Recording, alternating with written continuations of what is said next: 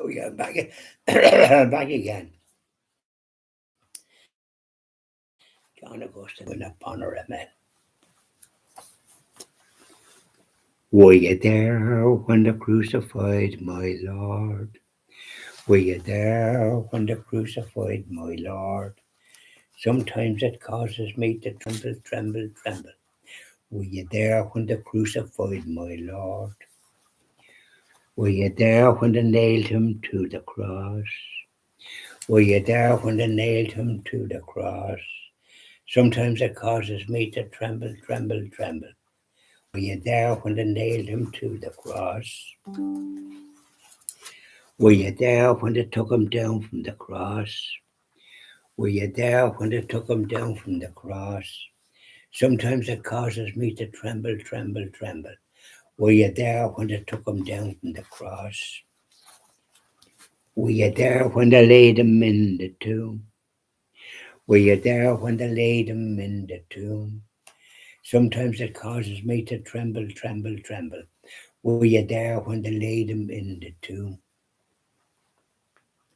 Were you there when the stone was rolled away? Were you there when the stone was rolled away? Sometimes it causes me to tremble, tremble, tremble. Were you there when the stone was rolled away? Well, you weren't. The soldiers was there though, weren't they? And when that rock, big stone garden block on the tomb, they were sent there by Caiaphas to make sure the apostle didn't take Jesus away and make out he had risen. Oh, that's stupid. Did you ever hear the like? But it was moved away from heaven by the angels. Yeah. They went as white as sheets, shipping, ran like jackrabbits. And Caiaphas saw it, he says, what are you doing here? Go back and mind the tomb. That's what we're paying you for. Oh no, we're not going back. The big stone garden, the tomb was moved away from heaven. You go back, Caiaphas and your cronies. Off you go. Well, no, you didn't go, did he? You wouldn't be doing anything like that. That's a sort of a new clown he was, isn't it? So he didn't want to know the truth if it hit him in the face.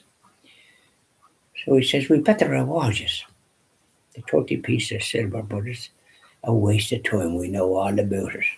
Can't hide the truth, you can't. And then Mary Magdalene and a few ladies was going to put ointment on Jesus in the tomb on Easter Sunday morning. And they were saying, as we were coming along, how are we going to move that big stone that's blocking the tomb? But as they come near the tomb, they saw that the big stone was moved away. And they recalled that there were soldiers guarded. No sign of them. So Mary went into the tomb, came out crying. He's not there. Where have they taken him? And the women shouted, well, where have they taken him? So we can come bring him back. There was a man there looked like a gardener. It's Jesus. He says, Mary. Oh, she looked around. Joy filled her face. The tears gone. Go and tell the apostles what you've seen, Mary. I certainly will, she said. You know, if you went, and we'll go too, says the ladies. Off they went. And then there was two disciples walking to Emmaus, a little village 6 miles from Jerusalem. Sad as you like. Pieces down as far as the ground. A stranger joined them. What's wrong with you? He said. Did you see a ghost? No, we saw no ghost. Are you the only one that doesn't know what has happened today? Oh, tell me. Our Saviour was crucified. He was guiding and protecting us going along there. What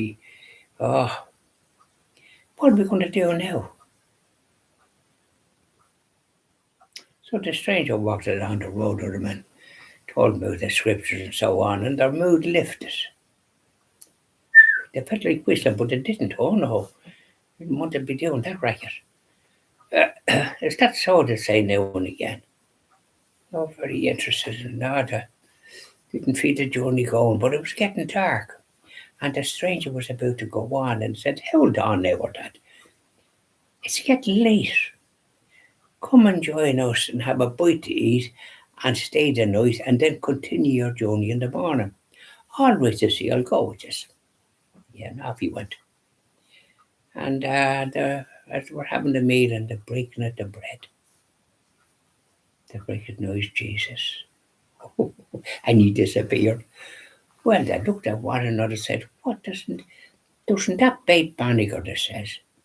What do you make of that?" Well, there's only one thing we can do. Jack and Joe will call them. We'll go and tell the apostles. Now we'll have to give a good rat on the door because they're afraid of their shadow. They have it both and this, that, and the other case. The Jews will come in and murder them like Jesus. So off they went in the moonlight night whistling and singing a merry song. Are you there, Michael? Are you there? Whatever it was they were singing. And so they didn't find a journey until they got to the upper room for the apostle, and they rattled on that door and shouted, "It's us!" So as the apostle could hear. So they opened the door and they told him the good news. But did they believe? Apparently not. And they didn't believe Mary Magdalene, no. And when Jesus appeared to them and showed them the wounds, he says, "I sent you messengers. Why didn't you believe them?" "Oh, we're sorry. Forgive us," says they. Peter and John went to the tomb and saw you weren't there, and John realised you had risen from the dead. And now we're delighted to see you. And Thomas wasn't there. And when they told Thomas the good news, he wouldn't believe unless he could touch the wounds of our Saviour. Oh, they felt like giving him a good rattle. See, that is stupid. Well, you weren't here, were you?